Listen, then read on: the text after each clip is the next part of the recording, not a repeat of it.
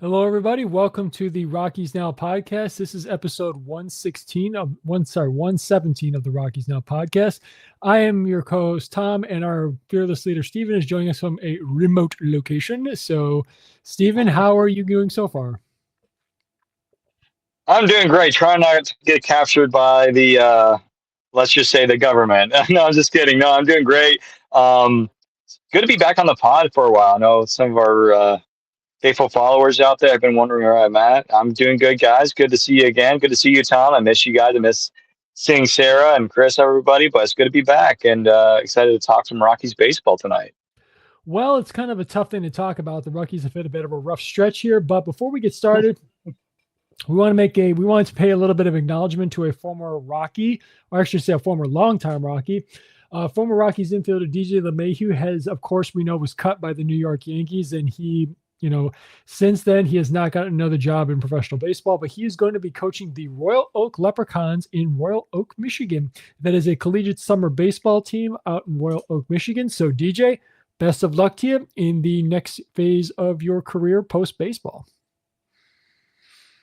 Yeah, I didn't even know he had an interest in coaching baseball, but hey, good luck to him. Yeah, I mean, I was hoping that he could come back to the Rockies in some aspect, or maybe retire as a Rocky. I think a lot of us Rockies fans kind of wanted to see that happen. I think our good friend Lux, I'm not sure if he's in the comments tonight, but I think a while back Lux was mentioning it would be cool if DJ could retire as a Rocky, and I don't know about getting his number retired because you got Vinny Castilla, who I think.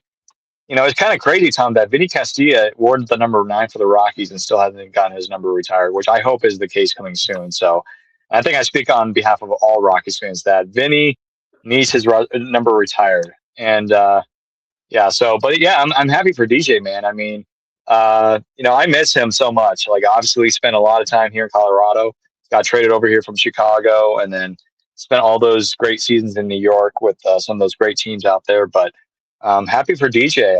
Obviously every summer, me and my family, we go to Michigan, and we kind of drive through that area or close to Detroit near Ypsilanti. But yeah, maybe one of these days I can go out there and say hello to DJ, and who knows, maybe have him on the Rockies pod, Tom. Maybe we'll see. Let's find out. It's not a bad racket. And as you mentioned, funny you mentioned, he was drafted in 2 different times in the Major League Baseball amateur draft. 2007, he was drafted in the 41st round by the Detroit Tigers. As you mentioned, he was drafted in 2009 in the 2nd round by the Chicago Cubs. Let's put him as a focus of some trivia talk today. Do you know what college he was drafted out of, Stephen? Was it LSU? Very good. Nice guess. Good job. There you go. And of course, here's something else about DJ. As we know, he is a 2-time batting champion. He won one in the National League with the Rockies and in the American League with the Yankees. Can you tell me how many times he won a Gold Glove? Oh, shoot. Okay. I want to say 2 Gold Gloves. Good guess. Try again. I'll give you one more guess. 3. 4. 4 times. Dang. Yes. I know he won a couple of them in Colorado. I know that. Yes, one of them was in 2014. Another was in 2017. Then he had 18, and then he won one with the New York Yankees in 2022. Okay, 4-time Gold Glover. And of course, just last round, I was mentioning he's a 2-time batting champ. He won it 2 times as a Silver Slugger, and of course, he was a 3-time All-Star. DJ, of course, did the high. He actually, it's crazy, and I remember that. I just remember this, of course, in the shortened 2020 season. I remember with. He, of course, Jose Abreu from the White Sox was the MVP, and Jose Ramirez finished 2nd that year. DJ finished 3rd. In that season, he had a batting average of 364 in the 2020 season.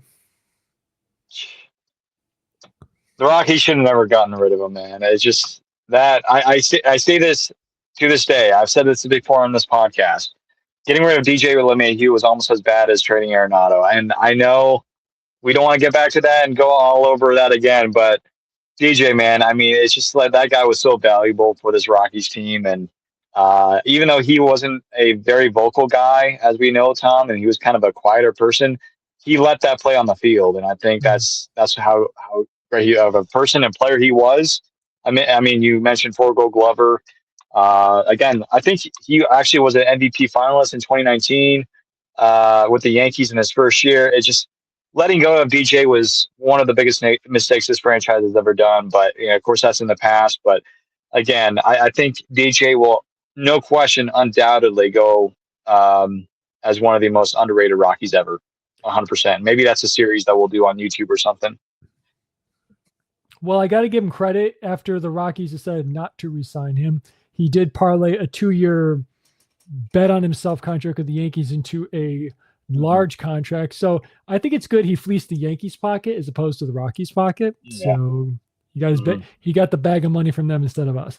But you're right. Jeff Bridich decided to go with Daniel Murphy as opposed to him. At the time you kind of understood why we went after Daniel Murphy because you look at Daniel Murphy's career numbers at Coors Field were insanely good, but then they didn't do their homework in looking at the injury history. Daniel Murphy had injury issues in 2018 with the Chicago Cubs against which they played against the Rockies in the wild card game, and Daniel Murphy I think was actually playing that game, but. I think it's just same thing with Ian Desmond. The Rockies didn't do their homework with those players, and we see why those players weren't successful here. I would say Ian Desmond was definitely more successful here in Colorado than Daniel Murphy was. But Murphy wasn't bad though. I don't think he was terrible. He just couldn't stay healthy. Ian Desmond, again, he didn't play in 2017 until middle of the season because he had I think it was a thumb injury or something like that, but. But glad those days are gone, and now we have a new regime in the front office. We have a revamped analytics department that actually has analytical people. I'm glad those days are behind us. Well, we have something to look back on. We do have memories to look back on for sure, though. So, yeah. Anyway, let's move. Let's get on to the more unfortunate part of what we're going to talk about here. So the Rockies, unfortunately, are in a bit of a stretch where we did not have a good homestand against the Braves and the Mets. Of course, as you know, we swept the Mets in New York, but they come here and they beat us in the series. Not, of course, being preluded by a sweep at the hands of the red-hot Atlanta Braves, who are now, I believe, still have the best record in Major League Baseball. So game one of that series, Jose Quintana, 6 innings, 1 earned run. That's a quality start. Holmes gives up 6 runs, 5 of them earned in 5 innings. Things are looking good, but then Agnos, Hill, Mejia, unfortunately, but that's not the story of the game. The offense went 4 for 10 with runners in scoring position and left 5 runners on base. So we lost 8-6, but we still had the opportunity to win this game. It's a tale of two cities. Rough showing by the bullpen and a rough showing by the offense a little bit, even though we did score 6 runs. Yeah, it was just incredibly frustrating because it's just we should have won that game. And we've had many games like this year, Tom, where the Rockies are doing extremely well. Especially in that Padres series at Coors Field. You remember that a few weeks ago? We were going to win that game. We were up by, I believe, 4 runs in the 9th inning, and then we blew it. And I think it was Zach Agnos that was actually pitching that. I think it was Agnos, but it sucks the air out of you as a fan, as a Rockies fan, because it's just man, we had that game in the bag. It was brutal. But again, it's the Braves. They're arguably the best team in baseball right now. They're the hottest team in baseball right now. While the Dodgers are kind of scuffling a little bit, despite they have a good record. The Braves are different. You got to their offense is scary good, Tom. And I wouldn't be surprised. I think I might have mentioned this to you or somebody recently within our Rockies group chat, that I think the Braves might be the favorite to win the National League this year, other than the Dodgers. It's just this team is back. Drake Baldwin is unbelievable. Matt Olson, I think he had a bomb the other day, right? This offense is so scary good. And I think they caught up to the Rockies bullpen because the Rockies, they've been using their bullpen quite a lot, obviously, because they've had to deal with injury issues. And Kyle Freeland, ever since he came back, he's been struggling a little bit. But that game one was frustrating. But hey, like you said, we stayed in the game. We were leading at one point, and I think if you compare this team to last year's team, the Rockies last year's team would have been wiped out by the first couple innings. But for us to lead pretty much until the end of the game is quite an accomplishment for the Rockies. And then game two, well, it happens. I mean, it's unfortunate also where we went in our Serie Connect uniforms. But game two, this was, I'm sorry to say, this is a game I enjoy not because of the Rockies losing, but because of who was on the mound for the Braves. Again, Chris Sale is my favorite pitcher in baseball today. He has been since he debuted for the White Sox in 2010. So I know Sarah talked about this in our preview. This was pegged as kind of a rematch from last year when these two went toe-to-toe. Dollander, you could say, won it because we won the game. But fortunately, Chris Sale, I got to say, the guy ages like fine wine. For Chris Sale, 7 innings pitch. He gave only 3 hits, 1 earned run, 11 strikeouts. That's vintage Chris Sale, even though he's in his late 30s. Chase Dollander, again, an uncharacteristic open by Bernardino. Only 2/3 of an inning. Dollander had to come in earlier than expected to finish the inning, and he just wasn't on his game, and unfortunately we paid for it. Our offense just couldn't get anything going. And of course, you mentioned that our pitching staff gave up 3 homers in this game to Baldwin, Riley, Olsen, who are arguably 3 of, if not their 3 best hitters right now, because Acuna is lying in the weeds. I mean, a nice finish of 3 innings with only giving 1 earned run by Tanner Gordon. So this was a good outing as opposed to what he's recently been doing. I mean, what more can you expect when one of the best pitchers when we're taking on one of the best starting pitchers on the other side? Exactly. And this guy, Chris Sale, I feel like he's owned us every time he starts, Again, I recall back to 2019 when he was with the Red Sox. He had that 17 strikeout game, and we had a really good lineup that year. It's just, hats off to Tanner Gordon too. I mean, going against your former team, the team that drafted you, to do that for Tanner, that was mighty impressive. But yeah, man, that was the story of the game. Chris Sale, he's simply incredible, and the guy knows his stuff, and it's just insane. You look at the guy. I mean, Chris Sale is extremely thin, like I am, but yeah, he throws so hard and he's so nasty. It's incredible. And the guy is going to probably be a Hall of Famer, I would imagine, or close to a Hall of Famer pitcher one day once he gets in there. Hopefully, as a baseball fan, I enjoy watching him. Despite game 2 wasn't enjoyable for me to watch as a Rockies fan, but it was. He's like I said, he's incredible. Well, I mean, I would put him in the Hall of Fame. Even though he hasn't yet reached that 3,000 strikeout threshold, I think he's a Hall of Famer. But again, we'll see how he goes because he has a couple years left with Atlanta. So, yep. Anyway, so now the Sunday finale. I got to tell you, Sarah and I were talking about in the preview, like we thought we were going to destroy Spencer Strider. We didn't, we got to him, but we didn't destroy him. Honestly, I don't know what this guy's got left because he only pitched 3 1/3. I think, no, it was his season debut. So I guess you got out of what you could expect.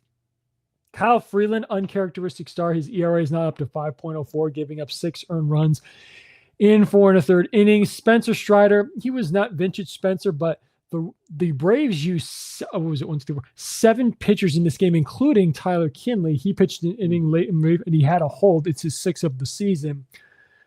This game, again, for the Rockies, we had 6 walks in this game. We only had 11 hits and 6 walks, and we only mustered 6 runs.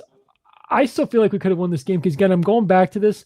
This is an earmark of a young team. We went 2 for 10 with runners in scoring position and left 10 runners on base. And I keep telling people, when you have a young-ish team, you're going to struggle with runners in scoring position, but you can't waste. If you want to be great, you cannot waste opportunities to score runs. Yeah, and we've seen that again multiple times this year. We saw in Miami the very first series of the season. Like we did opening day. We did a watch party, and hopefully, if you're watching on YouTube or X, you were watching it with us. But yeah, I mean, it's just been like, it's frustrating because it's just like we have these opportunities. It's like our offense I think, is better than it was last year, no question. But the running so like runners in scoring position is still an issue that we just haven't been able to fix yet. But I just think that it's been killing us. It's been our Achilles heel for the Rockies team this year, and I hope that we can kind of get past that and start scoring these runs. And again, it's nice to see that we're actually scoring runs and we're not getting shut out. Like I felt like every single series last year, I felt like at least in one of the games last year, in every single series, we were getting shut out, right? And at least this year, we're a little bit more confident on offense, but it's just like there's still those issues. But again, we'll get to Mickey Moniak here in a second, but I mean, Mickey, he's been really carrying this offense a lot. Where Hunter Goodman, Tom, my goodness, I think doesn't he lead the league in strikeouts or something? I have to double check, but he's close. Yeah, he's way up there. So it's just, and here Hunter Goodman had like that 2-homer game in Cincinnati. I mean, my goodness, that last one that he hit, and that one's like that almost looked like it was going towards Chicago, toward your area. That's how far it was hit in the left field. But yeah, no, it's just these games. It's just like, come on, Rockies, you can be better than this. Like, you have a chance to win this game if you can just score runs here. It's just that hasn't been the case. Like, we'll have bases loaded. We've had this happen multiple times this year where we'll have bases loaded, nobody out, or maybe one out. It's just like, hey, all you have to do is just get a ground ball. You can score a run here, run, come home. Then we get into either a double play or a pop up in the infield or outfield to where we can't score the run, or we get, again, like I said, we get into a double play in the end of innings. So it's been bad luck for the Rockies. It's not been horrible baseball. I just feel like a lot of it has been bad luck and just the wrong time, No, I don't disagree with you. And then, so it's like we had to take that one on the chin and move on from it and hope the momentum we gain in Queens, we can carry into this series against the Mets on our ballpark. No, wasn't the case. So I got to be honest, game one was rather dull. I got to tell you, I had some faith when Devin Williams came in to try and save, and I'm using the air quotes there, save the game, because the guy, I know Mets fans are, well, they would love to have a healthy Edwin Diaz, but that's not the case because Edwin Diaz is again injured right now. But Devin Williams was signed as insurance, and I got to admit, I had faith that we could try and come back on a big comeback to win this game when he came into the ninth. Wasn't the case. I mean, again, the series opener wasn't much. There wasn't much going. I mean, we had a triple by Jordan Beck. Moniak hit a double.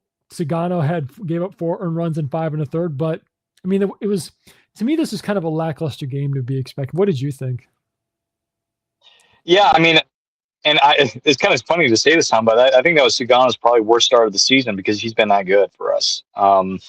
Like, I think coming into this game, I think Sagano had like a sub-3 ERA or something like that. It's just, he's been on an incredible run for this year. And I'm happy that, we were able to get him, like Paul DePodesta was able to get him, and pretty cheaply too. I mean, again, like, he struggled last year with Baltimore, but yeah, I thought, again, game one here, it was just like you said, lackluster is, I think, the perfect word to use.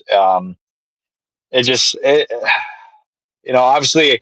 of course, I think this is before this weather system hit here in Colorado, but I don't know if it was the weather or just whatever. It wasn't clicking, and I don't know. You're going against like a Mets team that's struggling, but you're also coming off of a series against the Braves where they just kind of whip your butt a little bit. The Rockies tried to stay competitive, but I don't know. I feel like the Mets kind of took advantage of us there, but yeah, I mean, I'm still confident in Sagano, but yeah, like I said, it's kind of funny because, again, that wasn't a horrible start by Sagano necessarily. It's just probably his worst start of the year. That's how good he's been this year. All right. Well, again, we took this one on the chin as well. Before we get into game two, I got to say, we have to give a huge round of applause to the Coors Field grounds crew. Oh, yeah. I mean, like, here in Colorado, where I live about, for those who don't know, I live about an hour north of Denver, which is in Loveland area. And we had about, in some areas, over like 5 or 6 inches. And down in Denver, I think they got more than we did. And I'm like, I woke up, I'm like, there's no way there's going to be a big game today. And it just, obviously there was like the postponement, or they moved it back later for like the other games. But no question, I think, for a lot of the people that know or either work at Coors Field, like if you work at Coors Field and you're listening to this, you guys hands down have the best field crew in baseball, because just, we had the same issue like early in the season against the Dodgers, to where we had, I think, snow as well. And then we just were able to play that game that night. It's just incredible. They do an incredible job. No, we had to give them a shout out because if you go over to our Instagram page, we have there's a graphic up that we collaborated on where it shows what it looked like at one point during the day and what the grounds crew did to it 4 hours later. Yeah. It looks incredible. So grounds crew, Coors Field, you guys were amazing. So hats off and a salute to you guys for, even though we had to postpone the game 2 days, again, the fact we were able to play games 2 and 3 is incredible. So hats off to you guys. Yeah. But anyway, game 2, this is more an eventful game considering the score. And there were several homers, including Juan Soto hit his 4th home run of the season. But on our side, TJ Rumfield hit his 5th home run of the season, and Jake McCarthy hit his 1st home run of the season. So a bit of more of an eventful game in terms of offense. And I got to say, even though he was riding high off the save from yesterday, I still believe that we did mount somewhat of a muster against Devin Williams in the 9th, scoring a run. But in the end, it just wasn't enough. And, just to highlight on TJ Rumfield, again, he had 3 hits in this game, including a walk. So he was on base 4 times. And like I said, he did drive in his 5th home run of the season. But I'm not blaming anybody because our offense was not good. Going up to 3 for 13 with runners in scoring position, leaving 11 runners on base. I mean, again, it's a learning experience, but you got to get better at scoring runs when you got those opportunities. Yeah. It's just like you said, you got to capitalize on that. I mean, it's a TJ Rumfield's home run I saw on Instagram. I didn't watch the game, but I just saw the highlights and everything. That was a moonshot, and especially in cold weather like that, it's insane. But also TJ Rumfield, same thing with Troy Johnston. Both guys have very good, smooth, sweet swings. Obviously, I would still put Cargo's way ahead of theirs, but no, that was awesome to see by TJ, and it was pretty cool. I got to give a shout out also to Zach Agnos. He pitched 4 innings in relieving Michael Lorenz in this game, so that's pretty good for a guy I can't recall the last time he had a multi-inning appearance, but either way, you don't expect typically a middle reliever such as himself to pitch more than 2. So good. That was awesome. I mean, hey. Yeah. Okay, in our series finale, at least we tried to avoid we were able to avoid a second straight sweep. So that's nice. I mean, right? I mean, it's like it is, I'm not trying to, toot the horn here, but why don't we do this a little bit? Why don't we give a little? There we go. Yes. a little round of applause. I'm not sure if you guys fully heard that, but I just did a little bit of applause.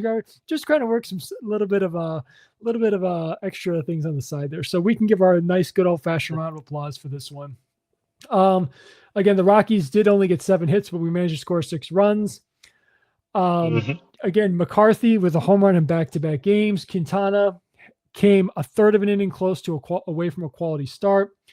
Bernardino bounced back with two scoreless innings of relief. Oh no, sorry, that was Senzatella.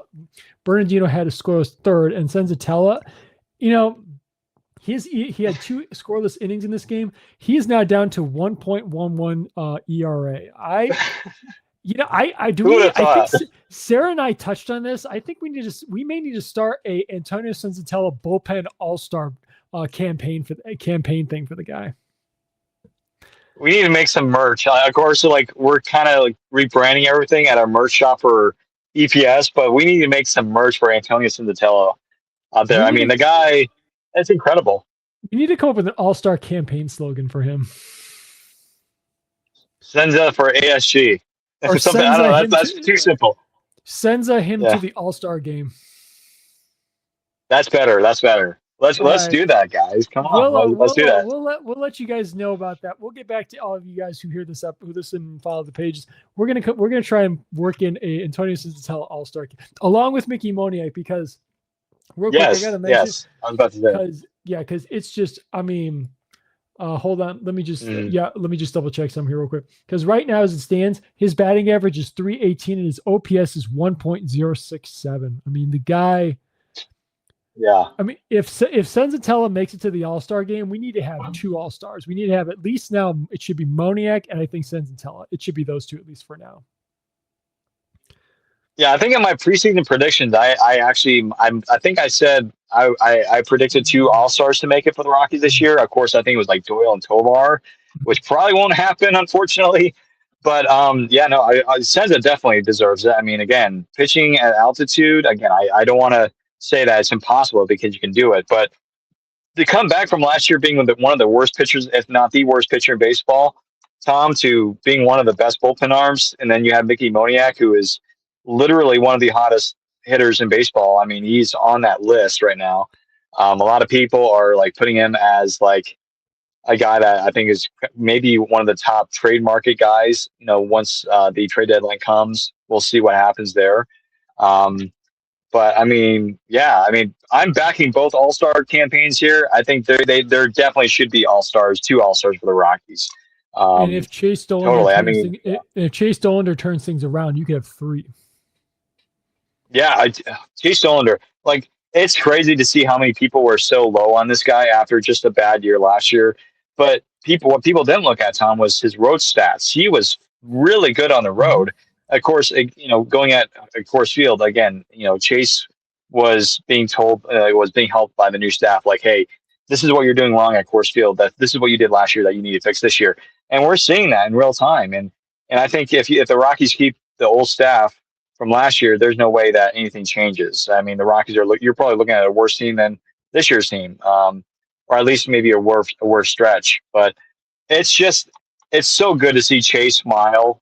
Because last year was so frustrating. Again, losing 119 games is not fun, but to see that they're staying competitive, and again, the Rockies are not, coming in today. I think they're like 14-23, if I'm not mistaken. I mean, they're still not even 10 games under 500, and we're already in the month of May. That's already a huge progress. And again, to already have 14 wins, where it took us until I think mid to late June of last year to have 14 wins, is already a step in the right direction. And yeah. No, I agree with you, because with Chase Dollander, according to his Baseball Savant page, it's impressive what he's doing this year. I mean, he's in a pretty good spot with a great 76% whiff rate, a 78% K rate. His hard hit rate is 3%, which is pretty darn good. So I'm liking what I'm seeing out of Chase Dollander. Again, we just got to wait and see how things progress for him. And for those of you who are watching and listening, Steven appears to have cut out here. So I'm just for now going to continue the show by myself. So he's gone. And unfortunately, all of you folks are still stuck with me. So, but again, it was an unfortunate homestand for the Rockies, getting swept by the Braves and losing the series to the New York Mets after having the sweep against them in Queens. But we're going to end the season with a winning record against the New York Mets. So that is quite, it's not what you would like, or not a series you would intend to lose, considering how awful of a season the New York Mets are having. But in some ways, you got to take with what you get. So anyway, moving on. So with that being said, we are going to move on to the upcoming schedule for the Rockies for this weekend and into next week before we do our next episode on Thursday. If you just bear with me for just a few moments here. I lost some of my notes. Okay, so the interesting thing is now the Philadelphia Phillies, they're now coming to our ballpark. So this is going to be a pretty interesting series. Again, you have Friday. It is a 4:40 p.m. Mountain Time start. Same thing with Saturday. And then Sunday, which is a getaway day, even though we have the off day on Monday, that is a 3:35 Mountain Time start. The starters in this game we are going to have for game one is Chase Dollander versus Jesus Luzardo. Again, we just talked a little bit about Chase.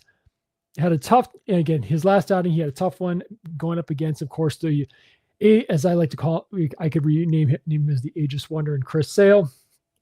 Again, it's one bad, young pitchers especially, any pitcher, no one's immune to it, is a bad start. So Chase is, of course, looking to have a rebound start again. And then for the Saturday game, it is our veteran number one starter, Kyle Freeland. He is going to be taking on TBD. So Kyle didn't have a great showing in his last start, so he is definitely looking to rebound this one.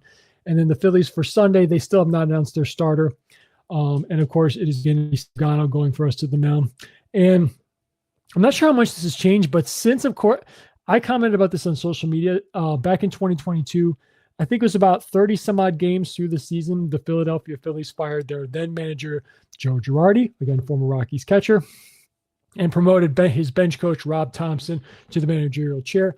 He turned the team around and got them all the way to a deep playoff run to the World Series, where they would eventually lose to the Houston Astros. And since the change of Rob Thompson being fired about a little over a week ago, last I saw, Don Mattingly had led the team to, it was a 4-0 record in their first 4 games. I think since then they're now 7-1. I have to check. They might be 8-1 or 7-2 since I saw that graphic. But either way, sometimes that does help, especially the Phillies still got a talented team. So I know they've really floundered this season, but also keep in mind, remember back in 2019, the Washington Nationals went 19-30. It was 19-31 to begin that 2019 season. They end up going and winning the World Series against the Houston Astros. So are we going to see a miracle turnaround in Philadelphia this season? I don't know, but we'll have to wait and see. That one is definitely something I'm going to continue to keep an eye on, because like Don Mattingly, again, was a longtime New York Yankee, coached the Dodgers for a number of years, and of course he went to Miami for briefly, and he's jumped around a little bit since losing that job to various bench coaches. He was the bench coach last year for the Toronto Blue Jays. Of course, they ended up going to the World Series and losing in that 7-game series in Toronto to the Dodgers. And, Don, he gets another opportunity here. So I got to be honest, I'm not going to book anything to call just yet. But again, I am personally going to be keeping an eye on the Philadelphia Phillies. I did have them winning this division again in the NL East this year. So miracles do happen. So again, I'm not going to call anything just yet, but we'll have to wait and see. And like I said, on Monday the 11th, the Rockies do have a day off before they'll be off for a 3-game series in Pittsburgh. Game 1 of that series, let's see, both pitchers have not been determined or TBD at the moment. Let me just look up game 2 and see if any TBD, and then let me guess. I'm not sure if that's the case. Rockies are probably TBD for, yes, all 3 games are to be determined. I'm not sure where in the rotation they are in terms of relevance to where Paul Skeens will pitch in that series. We'll just have to wait and find out. But again, those are games 1 and 2 are 4:40 p.m. Mountain Time starts. And then for the getaway game on Thursday, that's a 10:35 a.m. Mountain Time start before, of course, we head back home to take on the Diamondbacks and Rangers. But we will preview that series in our next episode. So I don't want to call anything. It is another thing I want to bring up, talking about the Pirates. It is rather crazy because if you look over in Major League Baseball, this is, again, as most of you may or may not know, I am from Chicago, I grew up a White Sox. I was born in Chicago. I grew up a White Sox fan. It was just the other day, it was rather crazy to find out that every team in the National League Central now and they still have a winning record. The Cubs have the best record in the National League Central with a 26-12 record. And the Reds are in last place at 20-18. It's rather strange. And then it doesn't hold well right now because the Cleveland Guardians now have a winning record. But the other day, all 5 teams in the American League Central had a losing record. So it's kind of a little bit of an lopsided thing there. It's very, very strange. But again, those things happen. So kind of a wonder thing. Anyway, so that is the preview of the upcoming games. Again, it is going to be interesting. So, but lately, Ethan, one story I of course just popped up. I did want to bring out to attention. Ethan Holiday has been definitely crushing baseballs down in Single A. He did homer he hit a home run on, it was, I think he homered the other day and he hit one. Yes, it was just today. I'm just double check. Yeah, today he hit a home run in the game today. So just real quick, if anyone wants to bear with me, I'm just going to double check. Again, he is the Rockies' #1 prospect. He is the son of Rockies, you could say legend or longtime Rocky Matt Holliday. So again, he has been a subject of a lot of conversations as far as prospect rankings. He still has not cracked the top 20, I don't believe. But again, he's having a great year in Fresno. In 22 games, he's made 101 plate appearances for 78 at-bats. He has 20 hits, 3 doubles, a triple, 5 home runs, 23 RBIs. He has a stolen base, but he has 17 walks with 29 strikeouts. His slash line is 256, batting average, 406 on base percentage, and 513 slugging percentage. Looking pretty good. I don't know. I would say I haven't double checked what Spokane's outfield situation is at the moment, so I don't know. I'm not sure. I'm sorry. I'm not sure what the middle infield spot situation is in Spokane, so we'll see. Maybe he gets a call up sometime soon. I don't know. But anyway, for those of you who are listening to the episode, Steven, of course, had to jump out because he was logging in from a location outside of his house. He was logging in on his mobile phone. He was unable to rejoin, and it doesn't look like he was going. He cut out, and it doesn't look like he's going to be able to rejoin. So anyway, so that happens. Technology can be a problem. Well, anyway, so like I said, so the Rockies in the last 6 games, we got swept by the Atlanta Braves. We lost the series to New York Mets, and we have a series on the road against the Phillies and the Pittsburgh Pirates. So be sure to tune to us next Thursday for our live show. We will be starting at the same time. And again, if you don't follow us on social media, please follow us on our Instagram page, our X page, and of course our Threads page. And be sure you hit that subscribe button on the YouTube channel so you don't miss any updates on any Rockies content, whether it's episodes or of course with our highlight videos, which will have a new one coming soon. Stay tuned for that. That'll do it for this episode of the Rockies Now podcast. Thank you everyone for tuning in. And as always, go Rockies.